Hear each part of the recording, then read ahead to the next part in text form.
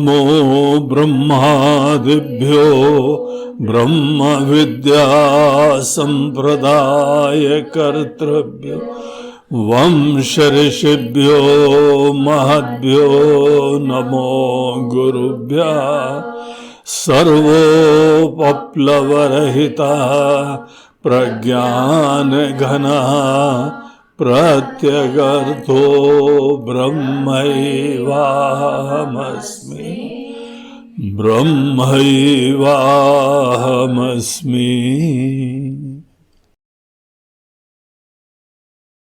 हरि ओम। आज हम लोग साधना पंचकम के अंतिम श्लोक में प्रवेश करेंगे। तो इससे पहले हम लोग आज का प्रवचन प्रारंभ करें। आइए सब लोग मिलके 5वें श्लोक का पाठ करते हैं। एकांते सुखमास्यतां परतरे चेतसमाधीयताम्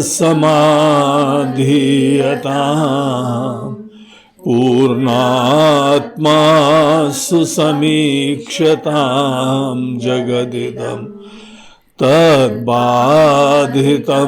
दृश्यतां प्राकर्म प्रविलाप्यतां चितिबलात् नाप्युत्तरैश्लिष्यता प्रारब्धं त्विह भुज्यतामथ परः ब्रह्मात्मना स्थीयताम्।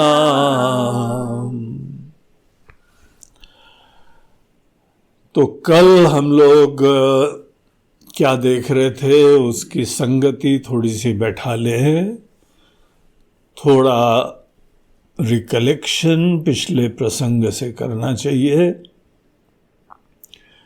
तो कल का जो सूत्र था वो शंकराचार्य जी समस्त अपने शिष्यों को, मूल रूप से सन्यासियों को, मूल रूप से उन समस्त साधकों को जो कि ज्ञानी हो चुके हैं, आत्मा क्या है, हम क्या हैं, ये पहचान चुके हैं, और इसमें निधिध्यासन के अंतर्गत विविध प्रकार की परिस्थितियों में खुद एक्सपोज्ड हो रहे हैं।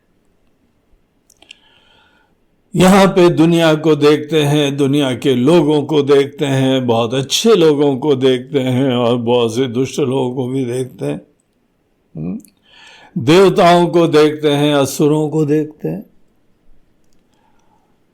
जानवरों को देखते हैं, पशुओं को देखते हैं, पक्षियों को देखते हैं। बाकी किसी में कोई प्रॉब्लम नहीं है। जो भगवान के द्वारा प्रोग्राम्ड होते हैं ना, उनके अंदर कभी प्रॉब्लम नहीं होती, वो बड़े सुंदर लगते हैं। कोई भी आप पशु पक्षी को देखिए, गाय को देखिए, कुत्ते को देखिए, पक्षी को देखिए, कौवे को देखिए, कबूतर को देखिए, आते हैं ना सब लोगों के घर में। अगर श्राद्ध में अभी तक नई कौवे मिले तो जाके ढूंढ लो, वो बड़ा डायरेक्ट कनेक्शन होता है। बहुत बुद्धिमान होते हैं, होते तो ये पंख वाले हैं, लेकिन कौवों को हर समाज में ये रिसर्च करके भी देखा गया कि इनका आईक्यू लेवल तो कोई खास ही है। इनको भी हम देखते हैं। जो भी प्राणी है सबको आप देखिए, जो जो ईश्वर के द्वारा प्रोग्राम्ड है ना, बड़े प्यारे लगते हैं। बचपन में इंसान भी बहुत प्यारा लगता है, फिर ये तो बड़ा हो जाता है, फिर रगड़ा हो जाता है। उसका अभिमान जगने लगता है, उसका ईगो जगने लगता है, उसका राग द्वेष जगने लगता है, उसकी दुनिया खंडित हो जाती है, छोटी हो जाती है।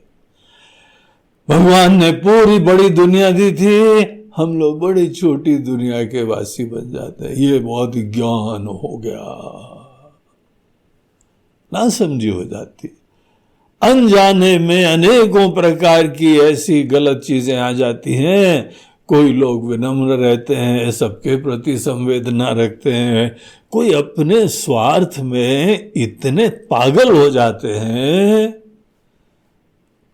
कि अपने घर बार का भी ध्यान नहीं देते।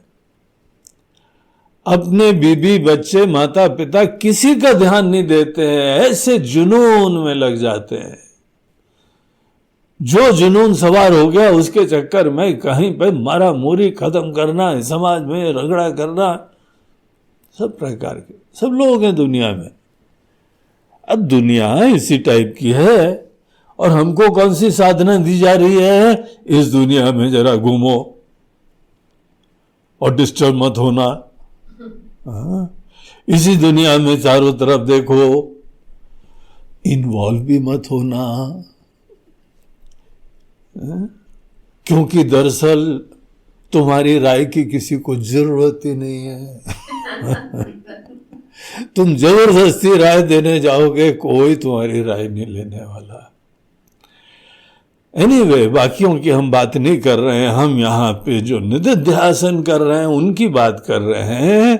उनको बहुत क्लियर फोकस रखना चाहिए, उनके पास एक गोल है, चैलेंज है। जैसे आप लोग काम धंधा करते हैं ना, तो लक्ष्य रहता है, उसके अलावा कुछ नहीं सोचते हो। यहां पे निधिध्यासन करने वाले के भी पास एक बहुत इंपॉर्टेंट गोल है। अंदर अपनी एक ब्रह्म स्वरूपता की अवेयरनेस बनी हुई है, उतार चढ़ाव के मध्य में भी वो अवेयरनेस खंडित नहीं होनी चाहिए। That is the challenge.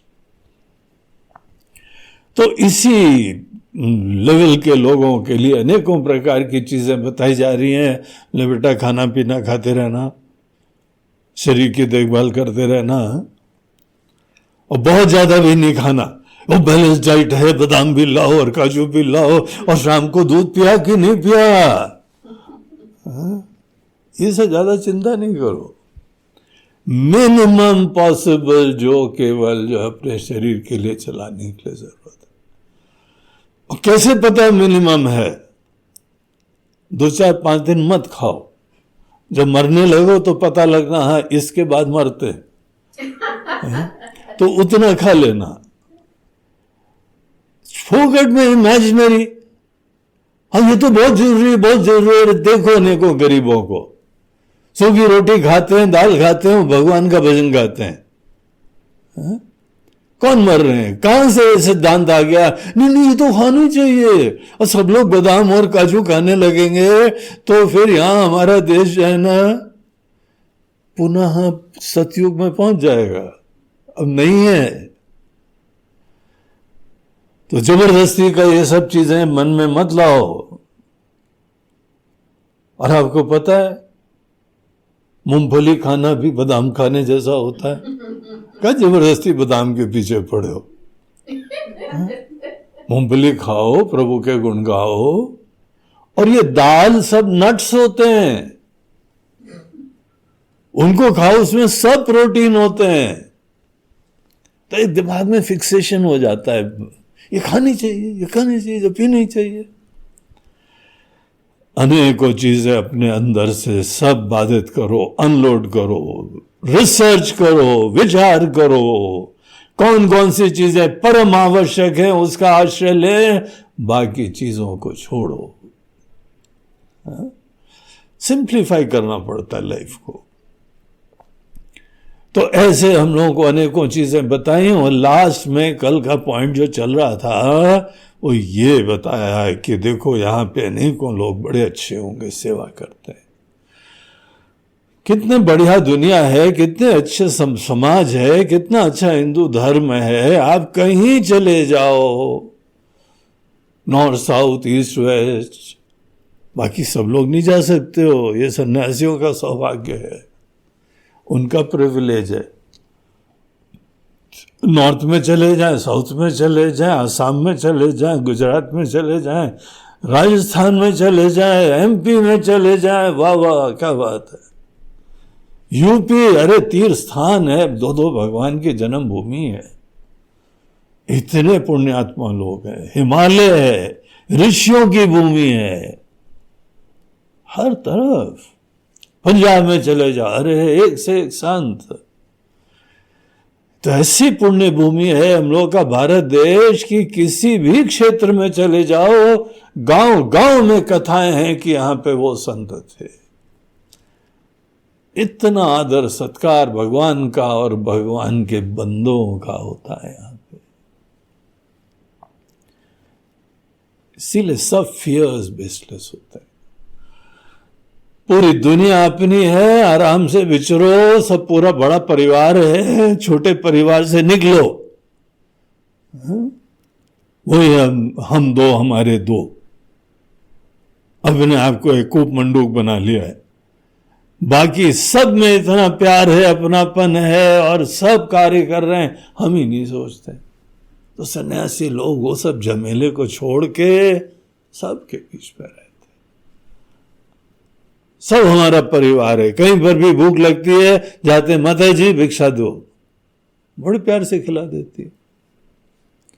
फिर समझ में आता है अभी तक कितने बेवकूफ थे यार, हा? इतना प्यार है, हम परायापना रख रहे थे। लेकिन एक पॉइंट यहां शंकराचार्य जी बोलते हैं, जन कृपा नैष्ठुर्यमुत्सृज्यता। कोई कोई लोग आएंगे आपके ऊपर कृपा करेंगे, ऑब्लाइज करेंगे, एहसान करेंगे, तो उतना ताड़ना सीखना चाहिए। समझ जाओ इमीडिएटली कोई चक्कर है, ये दे रहा है, और एहसान में सदैव कुछ लेने का इरादा रहता है। जहां किसी की एटीट्यूड निरपेक्ष ना हो, सेवा भाव वाली ना हो, उनको दूर से प्रणाम करके आगे निकल लो। इंसान को पहचानने का सामर्थ्य अवश्य होना चाहिए। हमारा इंटरैक्शन वो केवल धर्ममय लोगों के लिए, बाकियों के साथ क्या है? असंगता, इंडिफरेंस।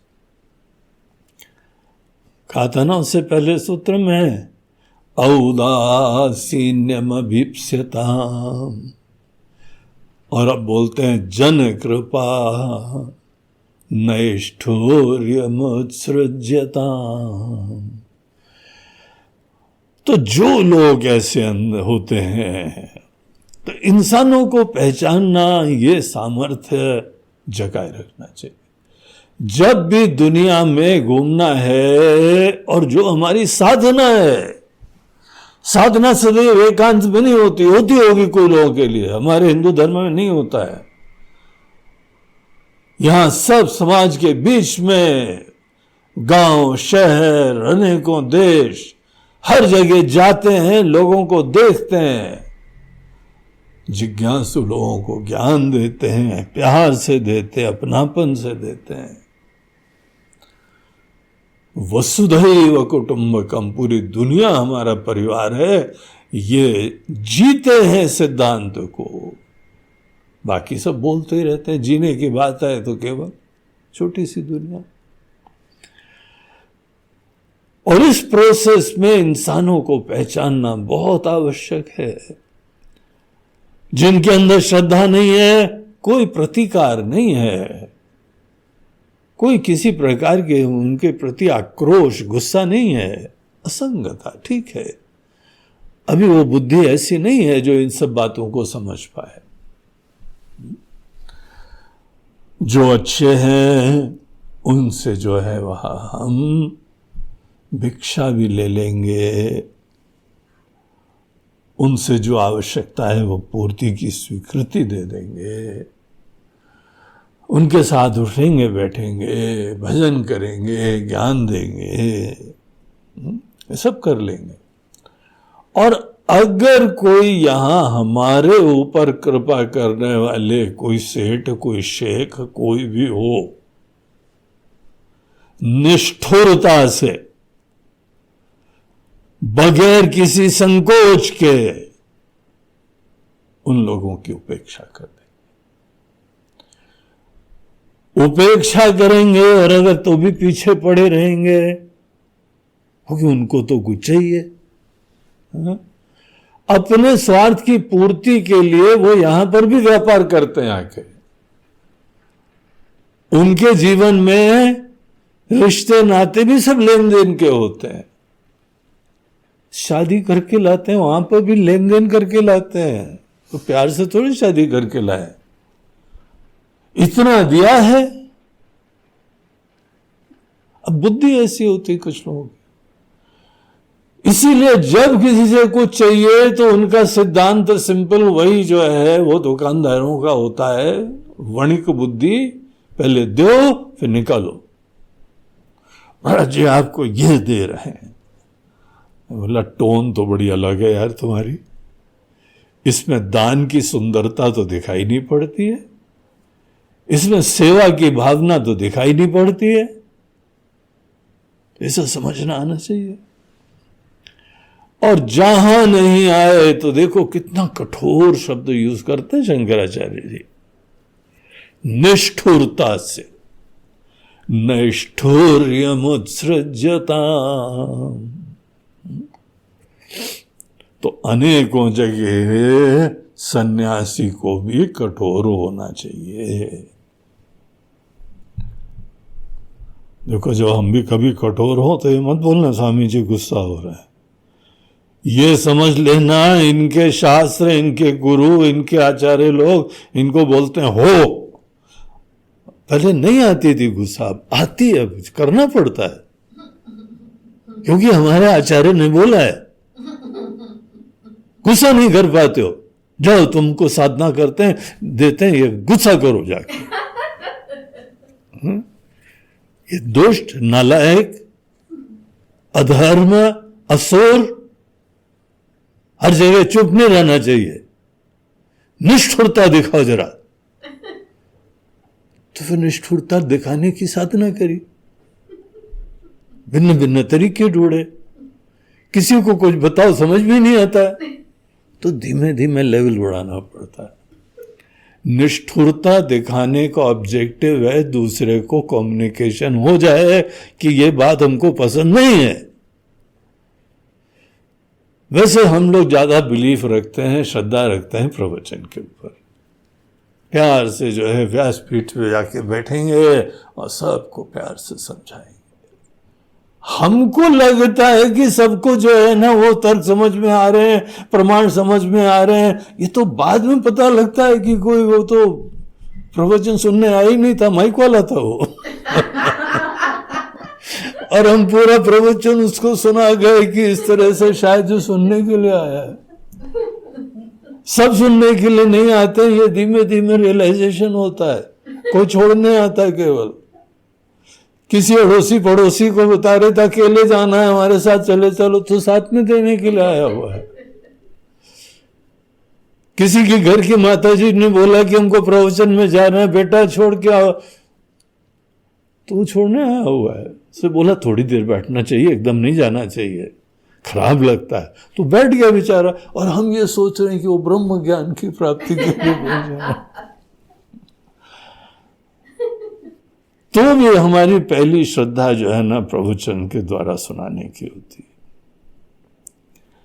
उसके बाद कोई नहीं समझता है तो उसको व्यक्तिगत रूप से कई बार किसी की श्रद्धा हो तो, श्रद्धा नहीं हो तो ज्यादा नहीं इंपॉर्टेंस देते हैं, फिर उपेक्षा कर दो। श्रद्धा है तो प्यार से बुला के समझाते हैं,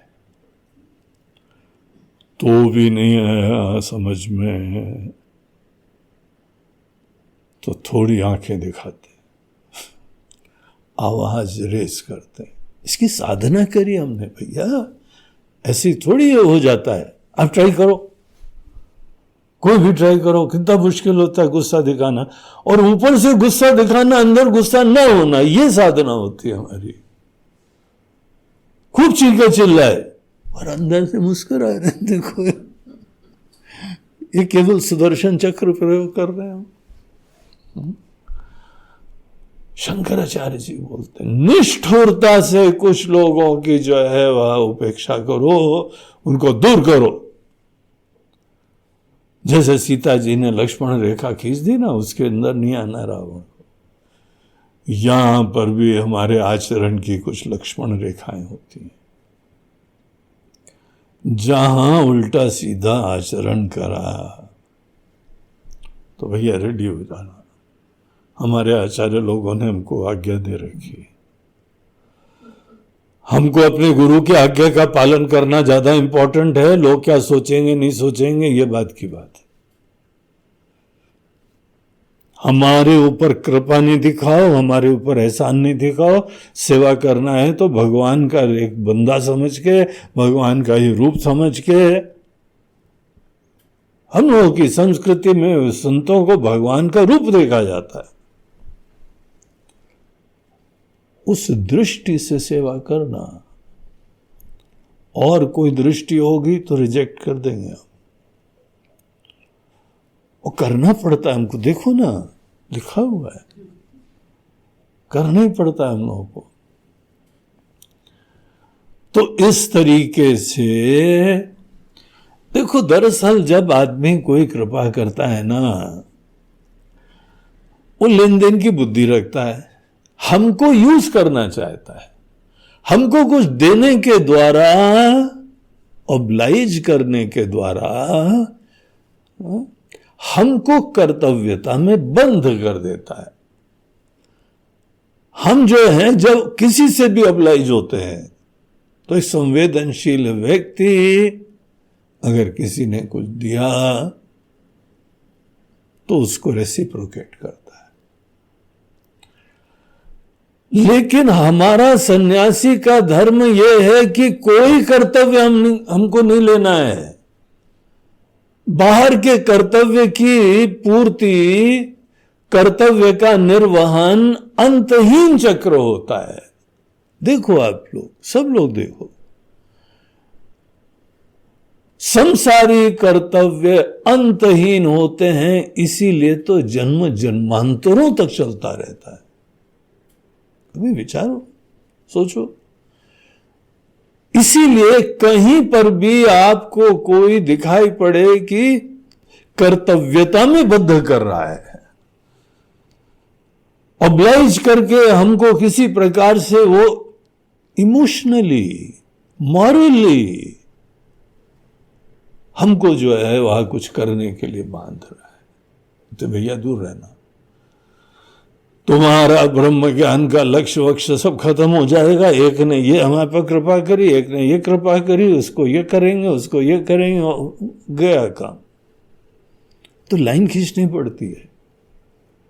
कृपा उपा नहीं लेना है हमको, सेवा प्रेम से करो भगवान को समझ के, तो हम स्वीकार कर लेंगे। तुम भी भगवान को देख के भजन कर रहे हो, हम भी भगवान को ही देखने का हमारा लक्ष्य है। इसीलिए ऐसे लोग जो खुद भगवत बुद्धि रखते हैं संतों में, उनकी बात स्वीकार करेंगे। भोजन उन्हीं का स्वीकार करेंगे, कोई और सेवाएं उनकी स्वीकार करेंगे। और जहां कोई दूसरा हुआ, कन्नी काट लेंगे। पहले तो हम निकल जाएंगे, असंग हो जाएंगे, उपेक्षा करेंगे। और अगर कोई ज्यादा ही वहां पे कृपा दिखाने लगता है तो थोड़ी निष्ठुरता दिखा देंगे। बहुत तरीके हैं निष्ठुरता दिखाने के। हर समय चीखना चिल्लाना नहीं पड़ता है, लेकिन ये सिद्धांत हम लोग का आवश्यक है। एक और चीज हमने देखी है कि जिसने कमाई जब करी है ना, बड़े अभिमान से करी है, आसक्ति से करी है, और जो भी धन प्राप्त हुआ है उसको ये लगता है कि हमारी मेहनत से प्राप्त हुआ है। ऐसे लोगों के पास से जब पैसा निकले तो आसानी थोड़ी निकलेगा भैया। जिसने आसक्ति रखी है, जिसने इन चीजों में बहुत ही अभिमान रखा है, हमने कमाया है, तो फंस जाता है वो। अंतहीन किसी पे एहसान दिखाता रहता है, बच्चों पे एहसान दिखाता रहता है, या तुम्हारे लिए पढ़ाई में हमने ये खर्चा करा, तुम्हारे लिए वो खर्चा करा, और लड़कियों के लिए, तुम्हारी शादी के लिए हमने ऐसा करा, हमने वैसा करा। सबको एहसान दिखाता रहता है। कैसे रिश्ते होंगे उसके? सभी लोग जल्दी से जल्दी कन्नी काटेंगे। आप लड़के के ऊपर बहुत एहसान दिखाओ, शीघ्र ही वो सेपरेट हो जाएगा आपसे। लड़की के ऊपर बहुत एहसान दिखाते रहो, वो जहां उसका घर वर बच जाएगा वो मुड़ के देखेगी नहीं आपको। बर्डन हो जाता है ऐसे लोग, हर समय जो एहसान दिखाते रहते हैं। लेकिन जब किसी ने कमाई करी है भगवान का निमित्त बन के, और गीता के उस सिद्धांत को उन्होंने आत्मसात करा है, हमारी मेहनत के बाद जो कर्म फल आता है भगवान का प्रसाद है। अगर हमने जो मेहनत करी है, दिन रात मेहनत करी है, वो सेवा है, भगवान की पूजा है, और जो फल मिला है भगवान का कृपा है, प्रसाद है। उनको जब कोई मिला है, ऐसे लोग निराभिमानी रहते हैं, यही कार्यकलाप करते हुए धन्य हो जाते हैं। उनके अंदर अभिमान नहीं आता, उनके अंदर विनम्रता आती है, उनके अंदर कृतज्ञता आती है, ग्रैटिट्यूड आती है, ब्लेसेडनेस आती है। और ऐसे लोग जिस समय कोई आके सेवा करेंगे, उनके अंदर कोई ऑब्लाइज करने की भी भावना नहीं आती है। बोलते हमारा है क्या महाराज, हमने थोड़ा बहुत इधर उधर हाथ मारे, भगवान ने इतना सारी कृपा दे दी है। त्वदीय वस्तु गोविंद तुभ्यमेव समर्पये। हे गोविंद, आपकी चीज है, आपको ही हम समर्पित कर रहे हैं। ऐसी एटीट्यूड जहां होगी ना, वो एक धर्म में समाज बनता है। ईश्वर की आस्था, ईश्वर की भक्ति, ईश्वर को केंद्र में रख के वो पूरा जीवन बनता है। हमारे मनुष्यों का यही दर्शन रहा, मेहनत रही कि सबको ईश्वर को मध्य में रख के जीना सिखाना है। शादी हुई तो भगवान को रख के करी गई थी, जनेऊ हुआ, मुंडन हुआ, भगवान को बीच में रख के करना पड़ता है। नया कोई काम चालू करा, उद्योग चालू करा, खेती चालू करी, किसान लोग बोनी चालू करते, भगवान का स्मरण करते हैं, लेकिन फल प्राप्त हुआ। कई लोग जो है वो ऐसे बुद्धू हैं कि वो सोचते हैं हमने प्राप्त करा है, सब भूल भाल जाते हैं। ऐसे लोगों को जो है हम घास नहीं डालेंगे। हम उनको कोई इनडायरेक्टली भी सपोर्ट नहीं करेंगे। अगर हम ऐसे नालायक लोगों को सपोर्ट करें तो हमारा समाज ही विकृत हो जाएगा। हम इस समय बहुत शिक्षा नहीं दे रहे हैं, इस समय हम कोई साधना कर रहे हैं, लेकिन साधना करते करते भी हम किसी को प्रेरणाएं दे रहे हैं। सत्कर्म करोगे तो हमारा आशीर्वाद मिलेगा, ईश्वर के भक्त रह के जियोगे तो हमारा आशीर्वाद मिलेगा। ईश्वर के भक्त नहीं हो, तुमने करा, मैंने करा, मैंने मेहनत करा, मेरा पैसा, धरो अपने पास, और बाद में मरने के बाद सांप बन के कुंडली लगा के उसके ऊपर बैठे रहना। तुमने करा, तुमने करा। हम तो छुएंगे नहीं तक इसको, हमारे लिए पापमय है तुम्हारा धन दौलत। इसीलिए ये भगवान की भक्ति और सेवा की भावना किसी चीज को पवित्र बनाती है। तो ये कल का जो है सूत्र था, ऐसे लोग जो भी रहेंगे, जन कृपा नैष्ठुर्य मुत्सृज्यता। तो ये कल का था। अब आज का देखिए हम लोग प्रवेश करते हैं। जो लोग निधिध्यासन कर रहे हैं उन्हीं का प्रसंग 5वें में भी चल रहा है। निधिध्यासन याद है ना? निदिध्यासन। निदिध्यासन मतलब परमात्मा के ज्ञान में खूब सहजता से रमण करना। इसको पूरा हृदयान्वित कर लेना। जो ज्ञान हमारी बुद्धि में है वो ज्ञान हमारे हृदय में आ जाना, हम ही वो हो जाए। उसके लिए पहले सतत चिंतन, हर परिस्थिति में चिंतन, सरलता का जीवन, सिंप्लिसिटी का जीवन और हर परिस्थिति में चिंतन। ये चीज था पहले के सब सूत्र। अब इसी निदिध्यासन का एक पहलू होता है कि आपको एकांत में बैठ के ध्यान करते हुए समाधि की प्राप्ति करनी चाहिए। समाधि जो है ना, कोई भी व्यक्ति प्राप्त कर सकता है। मेडिटेशन जो है वो बहुत इंपॉर्टेंट होता है, कल्याणकारी होता है, हेल्थ बेनिफिट्स होते हैं। आजकल हेल्थ बेनिफिट से किसी को प्रेरणा दी जाती है। चारों तरफ आसन प्राणायाम चालू हो गए ना, कितना प्रसिद्ध हो गया all over the world. International योग दिवस मनाया जाता है, इतनी खुशी की बात है। ये भारत की सॉफ्ट पावर है और विश्व इसको नतमस्तक करता है, नमन करता है, लाभ लेते हैं। और क्यों ज्यादा करते हैं? क्योंकि हेल्थ बेनिफिट। प्राणायाम करो, हेल्थ बेनिफिट। देखो, हेल्थ बेनिफिट होता है, लेकिन ये प्राइम ऑब्जेक्टिव नहीं था। पतंजलि जी ने जब अपना योग सूत्र लिखा तो उसके अंदर ये प्रारंभ करते हैं कि ये जो योग है चित्त वृत्ति निरोधा, हमारी थॉट्स को शांत कर देता है।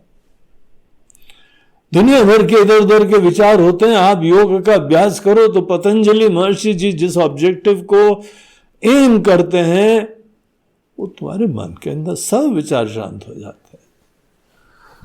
हेल्थ बेनिफिट थोड़ी वहां की चर्चा करी जाती, ये सब स्पिरिचुअल गोल्स थे, आध्यात्मिक लक्ष्य थे।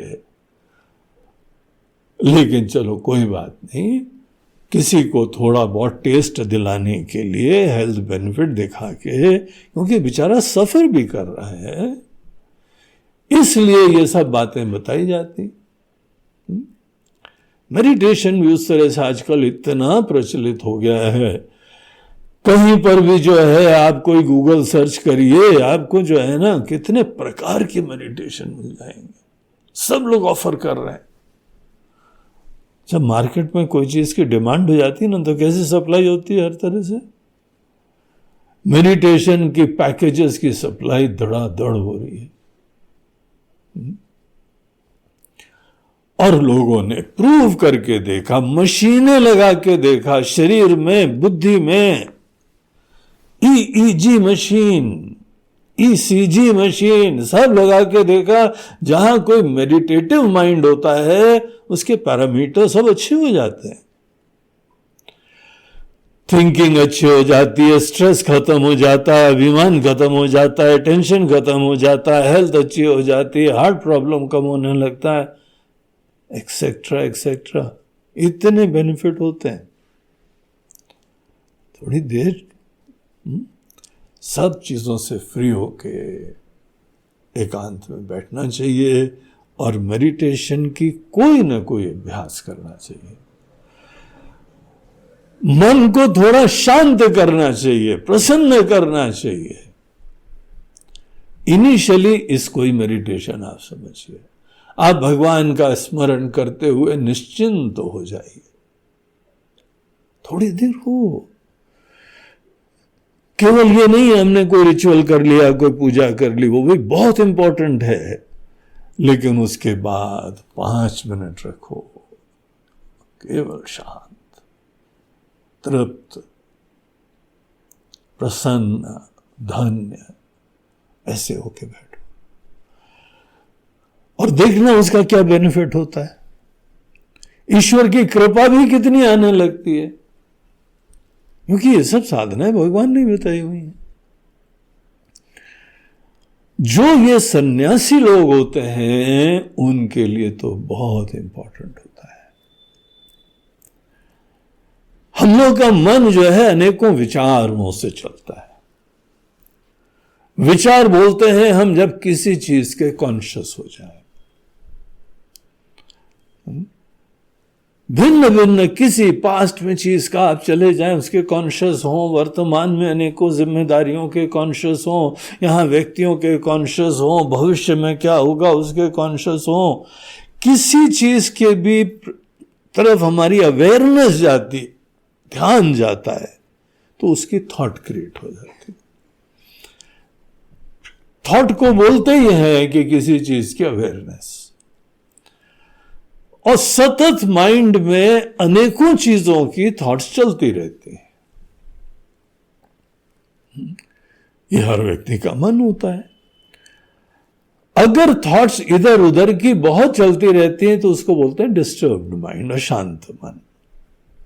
अब समाहित ही नहीं कर पा रहे, रात को नींद नहीं आएगी ठीक से, फ्रेश नहीं हो पाओगे, स्वस्थ नहीं हो पाओगे, टेंशन बढ़ता जाएगा। इसीलिए आप जो है वह जो भी थॉट्स होती हैं, बाकियों के लिए, सन्यासी के लिए तो जो जो अन्य ऑब्जेक्ट्स होते हैं, दृश्य चीजें जो होती हैं, एक होता है दृष्टा, द थिंकर, और एक होता है द ऑब्जेक्ट ऑफ थॉट, दुनिया का कोई विषय, काम, व्यक्ति, जरूरतें, ये सब ऑब्जेक्ट्स होते हैं। जो दृश्य होते हैं, जो देखे जा सकते हैं, जो देखे जा सकते हैं वो दृश्य, जो देखने वाला वो दृष्टा। बाकी सबके लिए तो जो जो देखते हैं, आप और अच्छी तरीके से ध्यान दे पाएंगे अगर थोड़ी देर मन को शांत करेंगे। एनर्जी बढ़ जाती, डिस्टर्बेंस खत्म हो जाता है, फोकस अच्छा हो जाता है। लेकिन सन्यासी के लिए एक देखने वाले की दुनिया और एक क्या देख रहे हैं उसकी दुनिया। जो देख रहे हैं वो ईश्वर की माया ने बनाया है। ईश्वर की माया ही तो सब बनाती है। मम माया दुरत्यया, गीता में भगवान बोलते हैं हमारी माया ने बनाया है और बहुत तेज है, बड़ी अद्भुत है। तो सब पूरी दुनिया भगवान की माया ने बनाई है। जो जो चीज माया ने बनाई है उसकी पहचान होती है, वो चेंजिंग होती है, नश्वर होती है, देखते देखते बदल जाती है। तो ये जो भी वेदांत के ज्ञान वाले होते हैं, आत्मा का ज्ञान, ब्रह्म का ज्ञान, इस ज्ञान वाले लोग ये पहचान जाते हैं दृष्टा के हृदय में परमात्मा छुपे बैठे हुए हैं, और दृश्य उनकी माया जो है वो अनेकों विलास कर रही है।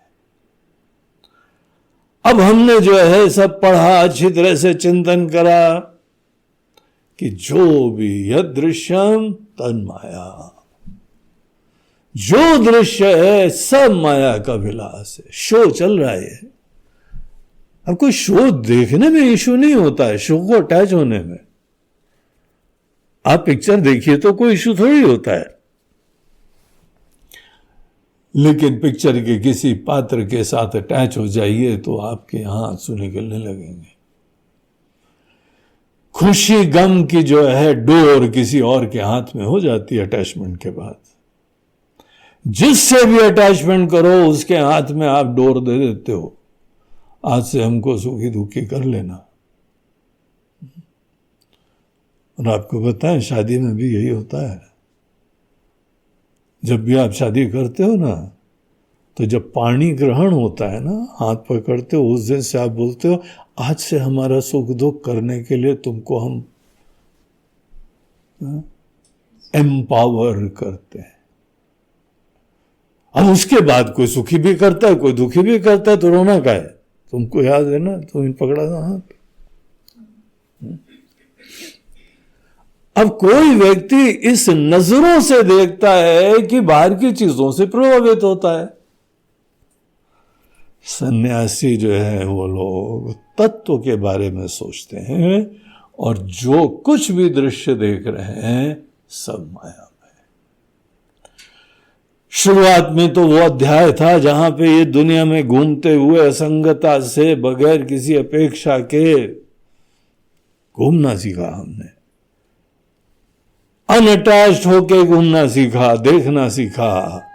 अब यहां पे ये साधना है, अगर बेटा तुमने सही में सब माया में देख लिया तो उसको बाधित कर दो जरा। सभी दृश्य से अपना ध्यान हटा के दृष्टा की तरफ कॉन्शियस हो। भगवान विष्णु क्षीर सागर के अंदर सोते हैं ना। एक क्षीर सागर कौन है पता है आपको? सात्विक मन। सात्विक मन ही क्षीर सागर होता है। उसी के अंदर भगवान जो है वो शयन कर रहे हैं। इसीलिए बाहर से ध्यान हटाओ। जरूरतें थी कर लिया, अब तुम्हारी जरूरतें भी नहीं रह गई हैं, और तुमको पता लग गया ऐसा माया में है, माया का शो है।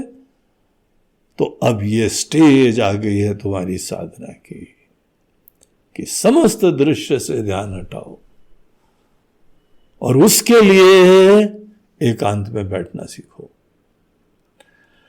एकांते सुखमास्यताम्, एकांत में बैठने का सामर्थ्य। ये सामर्थ्य तो शुरुआत से उत्पन्न करना पड़ता है। अगर सामर्थ्य नहीं होगा तो हम एकांत जाके बैठ ही नहीं सकते हैं।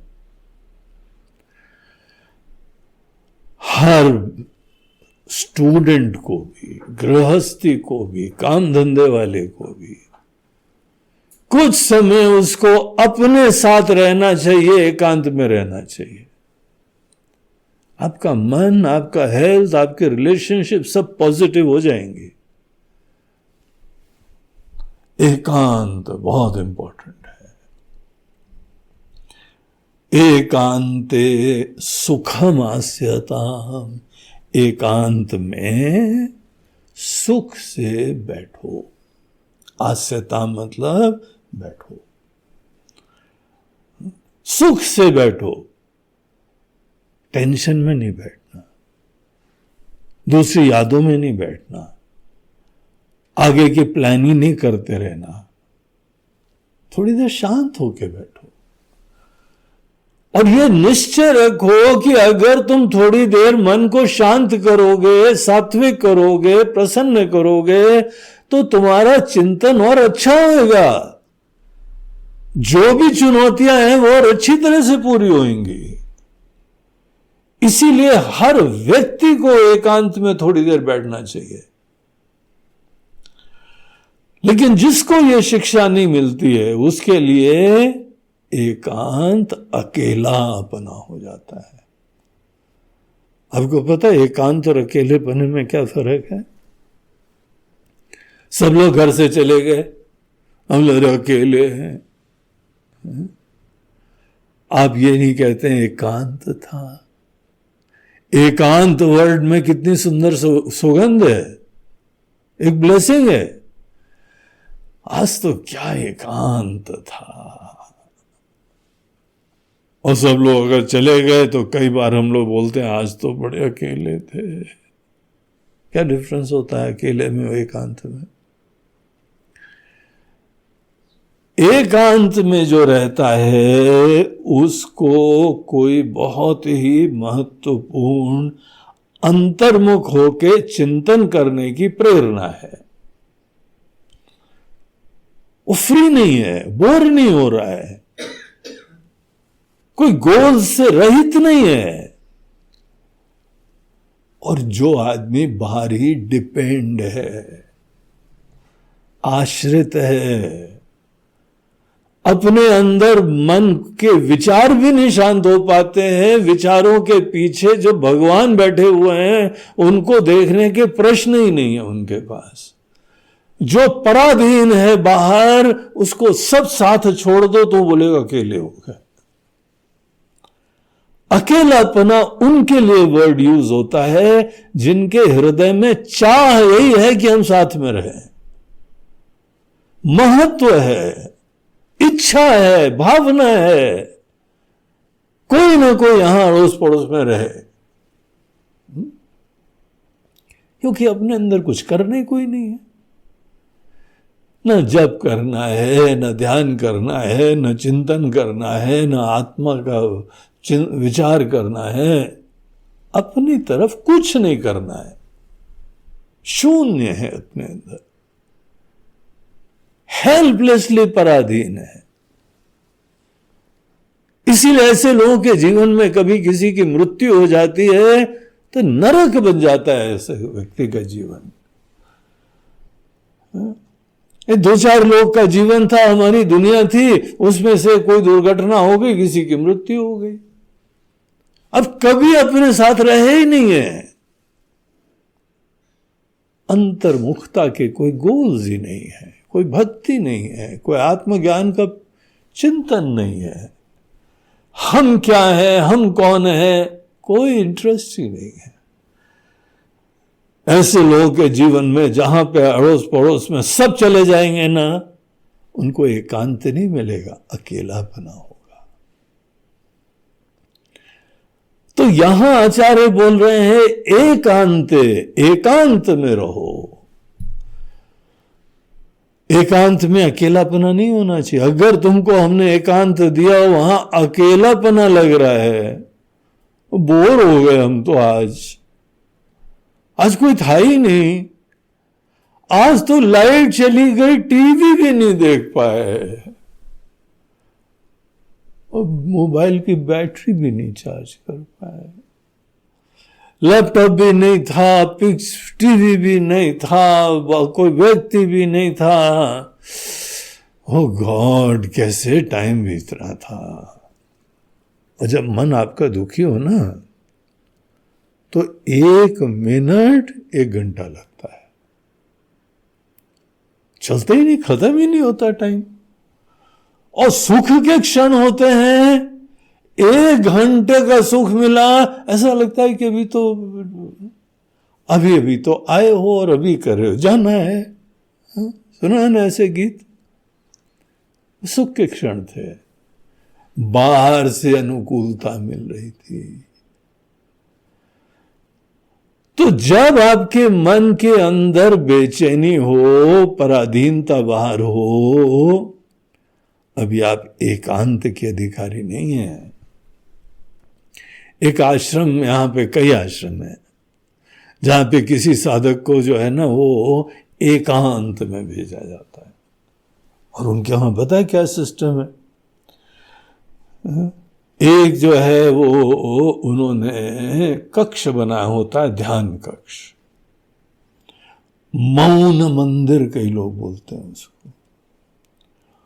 और बोलते हैं कि थोड़े समय साधना करनी चाहिए, तुमको इसमें मंदिर में एकांत में बैठना चाहिए, तुमको भोजन पानी दे देंगे, तुमको ये दे देंगे, तुम एकांत में रहो। ये गलत चीज है। सीधे किसी को जबरदस्ती एकांत में नहीं भेजा जाता है। शिक्षा दो, संस्कार दो, ये रुचि दो कि वो अपने साथ रहना सीखे, अपने अंदर चिंतन करना सीखे, अपने हृदय के अंदर कोई बहुत बेशकीमती हीरा है उसकी खोज करे, मैं के बारे में विचार करे।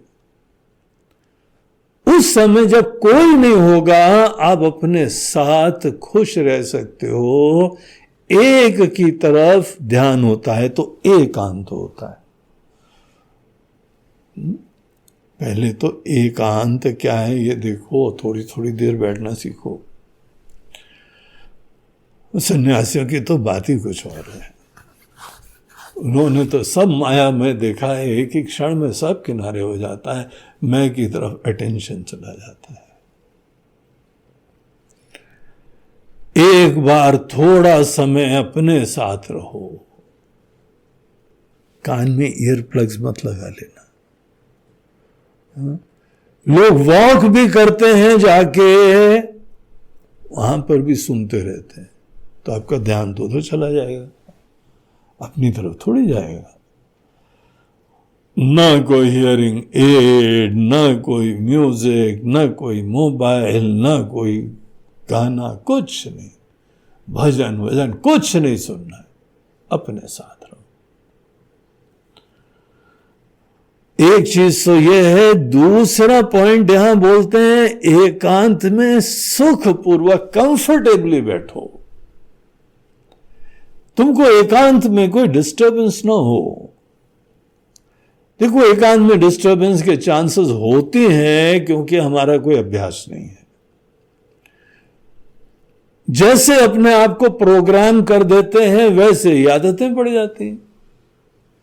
सदैव किसी की कंपनी का हमने प्रोग्रामिंग करी तो कंपनी की आदत पड़ गई,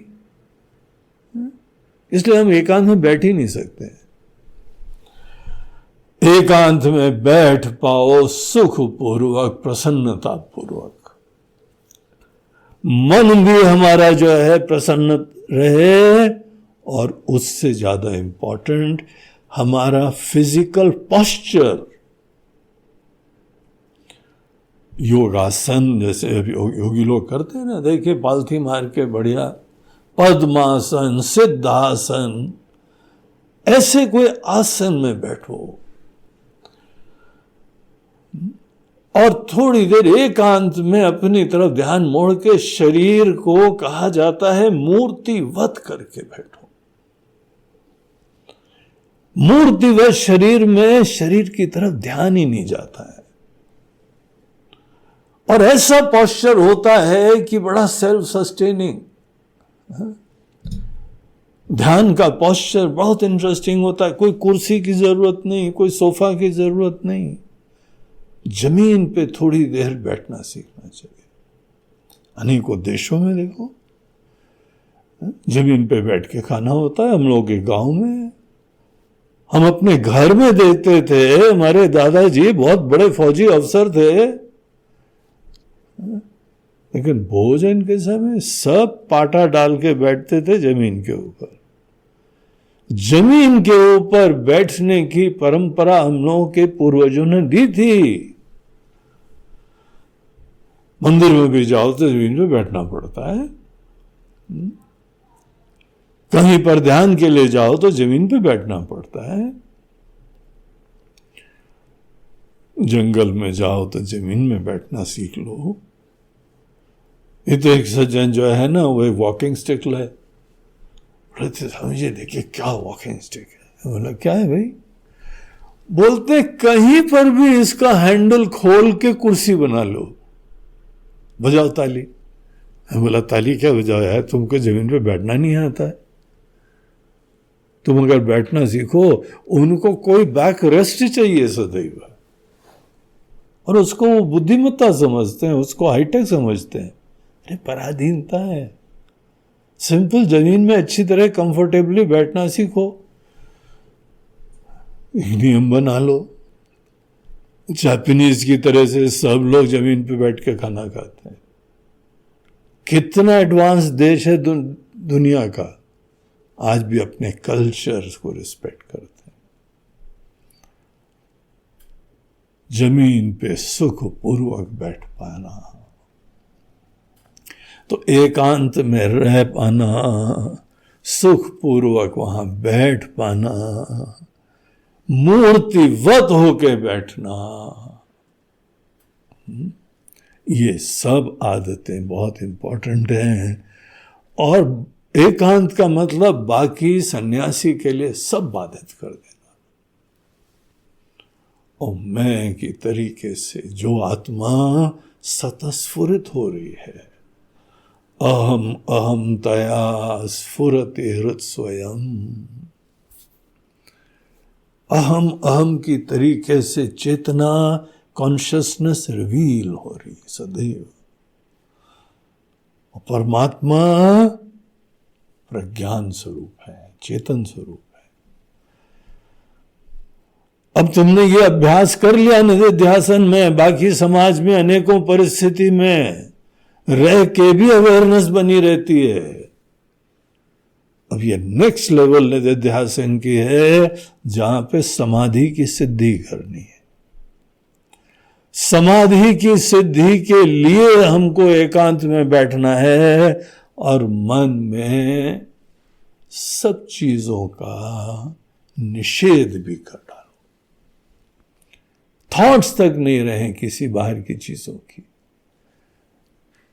केवल एक थॉटलेस नहीं होना चाहिए। थॉटलेस बड़ा थॉटलेस काम है, बड़ा थॉटलेस प्रोपोजिशन है। थॉटलेस केवल नींद में जाने के लिए होता है। डेली रात को गहरी निद्रा में आप थॉटलेस होते हैं, उससे कौन सा ब्रह्म ज्ञान हो जाता है?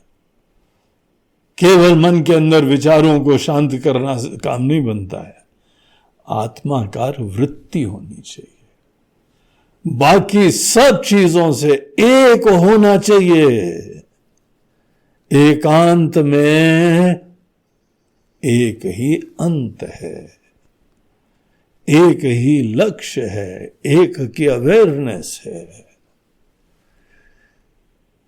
जो सत्य है, जो सत्य है उधर हमारा ध्यान मुड़े, और फिर उसके बारे में कुछ चिंतन होता है। तो पहले बैठ तो पाए, एकांत में जा तो पाए, अपने को बाकी सब चीजों से फ्री तो कर पाए, बैठने का अभ्यास तो कर पाए, मेंटली भी डिस्पोज्ड हो पाए। तो ये यहां विधान है, साधना पंचकम का ये सोपान नंबर 33 है।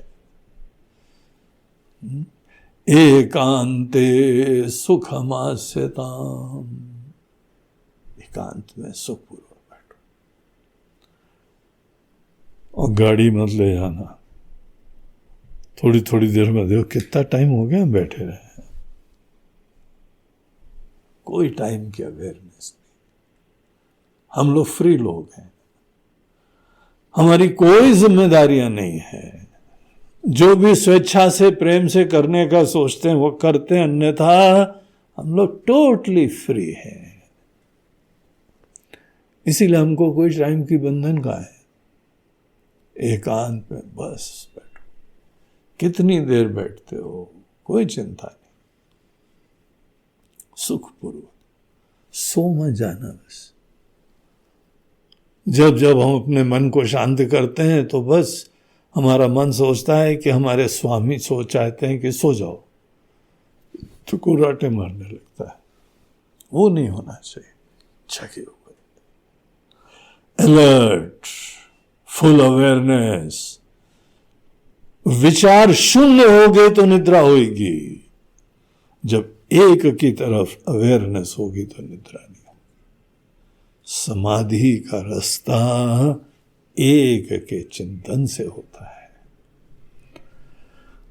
इसलिए यहां पे ये पॉइंट इन लोगों को सॉलिट्यूड में, एकांत में जाने को सुझाव दिया गया है, और वहां सुखपूर्वक अकेले एक जगह बैठो, क्योंकि अंदर हमको यात्रा करनी, भगवान हृदय में बैठे हैं, दर्शन करना, एक होना है, आइडेंटिटी डिस्कवर करनी। तो बहुत सारे लक्ष्य हैं, लेकिन शुरुआत में प्लेटफॉर्म तो यही हुआ। एकांते सुखमास्यताम, बहुत ही सुंदर, बड़ा महत्वपूर्ण। तो ये था आज का सूत्र। तो ये प्रवचन यहीं पे समाप्त होता है। नमः पार्वती पतये हर हर महादेव। नर्मदे हर, बोलो गंगा मैया जय। आज 2 लोगों के द्वारा ये ज्ञान यज्ञ प्रायोजित करा जा रहा है, या ये कह लीजिए 2 लोग आज इस ज्ञान यज्ञ में अपनी आहुतियां दे रहे हैं। जैसे यज्ञ में आहुति देते हैं ना, ये आहुति दे रहे हैं। एक है आजकल ऑस्ट्रेलिया में कार्यरत कीर्तिराज कपूर और अपूर्वा कपूर, उनकी पत्नी, वो अपने सुपुत्र कृषेव कपूर, उसके जन्मदिन के उपलक्ष्य में आज ये धर्म का कार्य कर रहे हैं। ऐसी जो है ज्ञान यज्ञ में वो आहुति दे रहे हैं। तो हम लोगों की तरफ से कृषेव को जन्मदिन का बहुत बहुत आशीर्वाद। वो एक अच्छा व्यक्ति, स्वाभिमानी, धर्मनिष्ठ, पूरा विकसित व्यक्ति बने और अपने जीवन को धन्य करे और परिवार का नाम रोशन करे। एक तो ये है। दूसरे हैं बंबई निवासी सुमन जेटली। सुमन जेटली जी की पत्नी, उनका जो है वह कुछ समय पूर्व देहावसान हो गया था। कोई ऐसा रोग भयंकर लग गया था। समस्त प्रयासों के उपरांत भी उनका प्रयाण हो गया। लेकिन बड़ी अध्यात्मनिष्ठ, बड़ी सात्विक व्यक्ति थी, बड़ी निष्ठा थी उनके अंदर ध्यान, भजन और ज्ञान के लिए। इसीलिए बड़ी शांति से गई, कोई विक्षेप नहीं, कोई मुसीबत नहीं। तो परी जो है उनके प्रति श्रद्धांजलि, और सुमन अपने सदैव सभी पितरों को भी इस पितृपक्ष में श्रद्धांजलि आदर से दे रहे हैं, जो उनके दिवंगत सब परिवार के लोग थे, जो दरअसल हम लोग की रूट्स होते हैं। हम यहाँ पे एक अभिव्यक्ति होते हैं एक ऐसे वृक्ष की जो बहुत ही गहन उसकी रूट्स व्याप्त है। उनको सदैव याद रखना चाहिए, उनके प्रति सदैव श्रद्धांजलि देनी चाहिए, और ये हम लोग का धर्म है। ये पितृपक्ष में यही कार्य हम लोग के सभी हिंदू धर्मवासी लोग करते हैं। तो सुमन को और उनके समस्त पितरों के लिए भी हम प्रार्थना करते हैं कि भगवान उनके ऊपर कृपा बनाए रखें, उनको और अच्छी गतियां प्राप्त हों, और उनकी कृपा यहाँ पे अपने परिवार के लोगों पे पड़ी रहे। हरि ओम।